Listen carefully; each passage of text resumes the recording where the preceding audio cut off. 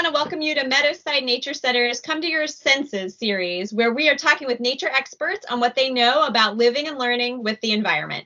Today, we're really lucky to have Lisbeth Fuisz, the coordinator of the Lights Out DC movement with the City Wildlife Organization. Lisbeth, thanks so much for joining us today. Thanks for having me. So can you tell us a little bit about Lights Out? What is it, and how does the DC chapter sort of fit into the larger movement? Yes, thank you. So Lights Out DC is an organization. We're all volunteers. During migratory season, that's April and May in the spring, and then September, October, November in the fall, we go out to look for, in downtown Washington, to look for birds that have collided with windows. We know that during migratory season, birds are flying through cities. They're attracted to light. They do not have the ability to perceive glass, and they collide with the glass because the glass is either transparent and they don't see it, or it's highly reflective of the sky and trees and plants, and they run into it. So what Lights Out is trying to do, along with other programs across the United States and Canada, and actually it's an international movement as well, trying to document these collisions and then advocate with building managers and owners and the general public to mitigate this problem for birds. And there are various ways that you can do that. So we're trying to call attention to this problem and help stakeholders solve it. Fantastic. I know that I've heard you present before, in one of the numbers that you'd quoted was, we've lost about 3 billion breeding birds from 1970 to the present, which is just a huge, huge number, one that I don't think most people are really aware of. So in terms of what's causing that decline, is it the run-ins with the glass? Is it the lights, being on? What do you think is causing sort of the biggest impact and harm to these species? Yeah, there's a lot of research that's been done. I mean, the largest threat to birds is habitat destruction. After that, it's domestic cats. So if you keep your cat in, that will also minimize damage to birds. But then collisions with windows kills up to 1 billion birds a year. So it's, depending on what studies you look at, it's probably the third largest killer of, threat to birds here in the United States. So if we're looking at these kind of numbers and those numbers keep up, what does a world look like with, unfortunately, less birds in it in terms of the environment and in terms of our lives, as humans? Yeah, I think that's a great question. I was thinking about this. So, for example, in DC, the DC bird is the wood thrush, and that's a bird species that has fallen off over 50% since 1960, and they're estimating that every year 2% more of that population of that particular species dies through things like window collisions. So I think we're at this particular moment when we really as humans, we really have this ethical responsibility to do things to help fellow species.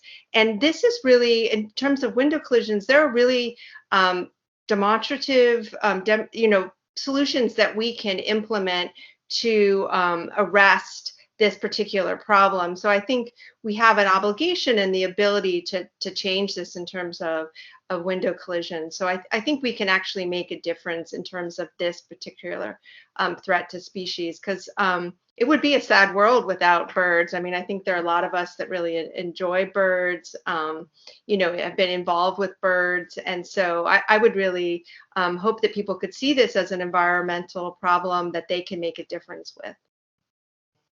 It seems like a few changes can make a really big impact, which is good news for us. Yeah. So Lights Out, I mean, how does that work on a day-to-day basis, for, a monitor during the monitoring season, or you as the coordinator, what does that really look like for you? Yeah, well, we have two small sort of short routes in downtown DC. So we're not monitoring a huge amount of space, but we are looking carefully at a group of buildings. So a monitor would go out early in the morning, about 5:30 a.m. They are looking for birds that have collided with windows. If they find a dead bird, they collect that. They document where they found it. if they find a live bird which has been injured, we place it in a paper bag. We keep it quiet. And then they'll take it to city wildlife for rehabilitation. Hopefully, they'll be able to help the bird. Unfortunately, a lot of birds do die. I think we find about 84% of the birds over time we have found have succumbed to their injuries. So there's a small percentage that we can help. But again, we're sort of documenting this problem so that then we can go to buildings and say, here's what's happening at building and here's what you can do next. So typically volunteers are out early in the morning and looking for birds. And they do this, like, again, during the migratory seasons. Yeah, as a coordinator with this sort of new information that you're getting and documenting, what kind of education work do you think sort of needs to happen? What kind of next steps do you think might have to happen for DC and other cities nearby?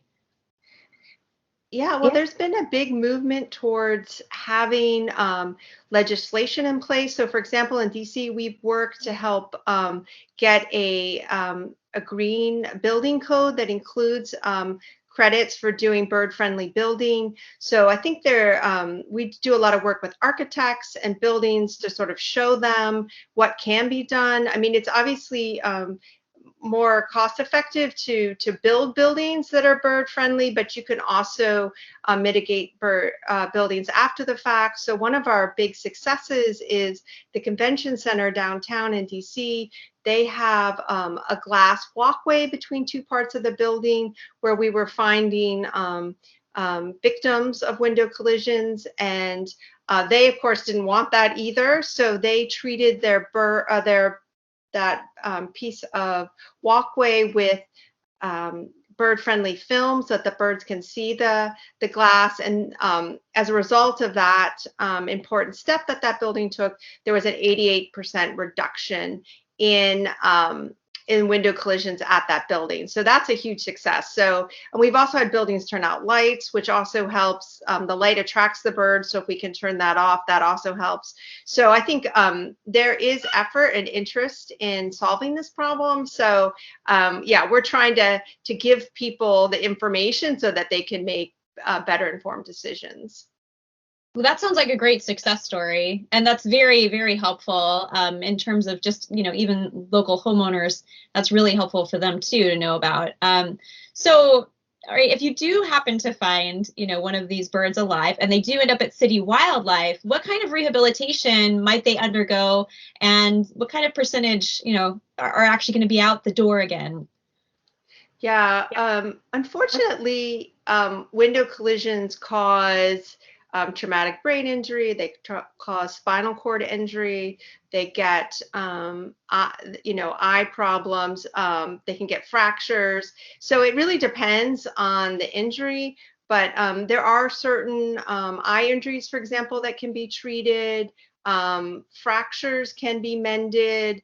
Some of the brain trauma, unfortunately, is less treatable, but we do have some species are more susceptible to being rehabilitated. Unfortunately, there are other bird species, like, for example, woodcocks. The injuries are extensive and it's very stressful to be in captivity. So there are some success stories.